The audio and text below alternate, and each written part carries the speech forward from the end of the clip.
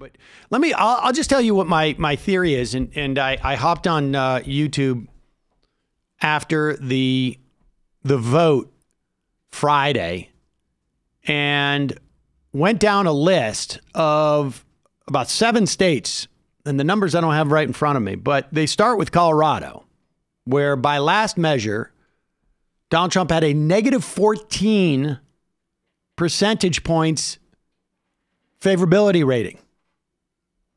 And then I think the next was Iowa. I think that was 6 points. Forgive me, this is off the top of my head, so I may get these numbers screwed up. But between Arizona, Georgia, Maine, and Iowa, you have Trump at somewhere between -6 and -2 on favorability. Then North Carolina, he's tied in terms of favorability. All those senators, Collins in Maine, Loeffler, or whoever it's going to be, or Isaacson, not Isaacson, but Perdue. And remember, Doug Collins is running against Loeffler, who was appointed. And she was appointed because she was going to appeal to the non-crazies in Georgia. But now she has to act like a crazy to beat Doug Collins. And there's no guarantee that she will. But if she does, then she's stuck with all the craziness that she's had to exhibit, and her vote did not even allow witnesses in.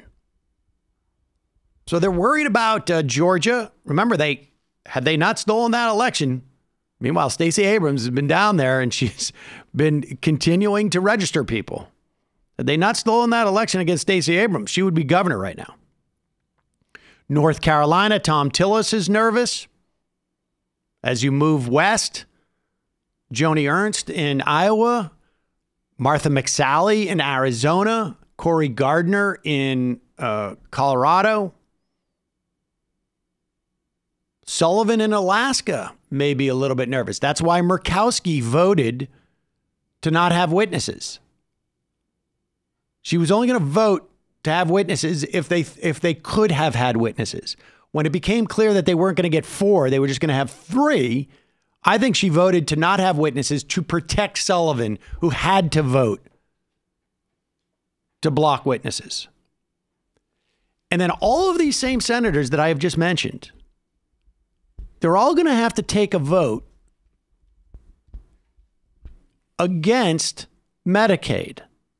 And we'll get to that later, but as you know, Donald Trump's administration just decided to start blocking or block granting Medicaid, or allowing states to get it as a block grant. They do a waiver, so all the Republican states are going to do this.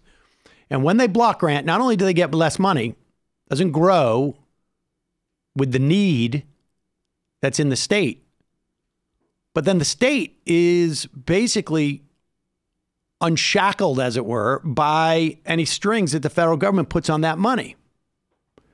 And so they can start to add new restrictions, basically kicking people off the Medicaid rolls. And they can use that money for anything that they want, ultimately. We're going to get a couple experts on to talk about this more. But the bottom line is the House is going to vote to prevent the Trump administration from block granting. And then it's going to go to the Senate, where the senators are going to have to vote on it.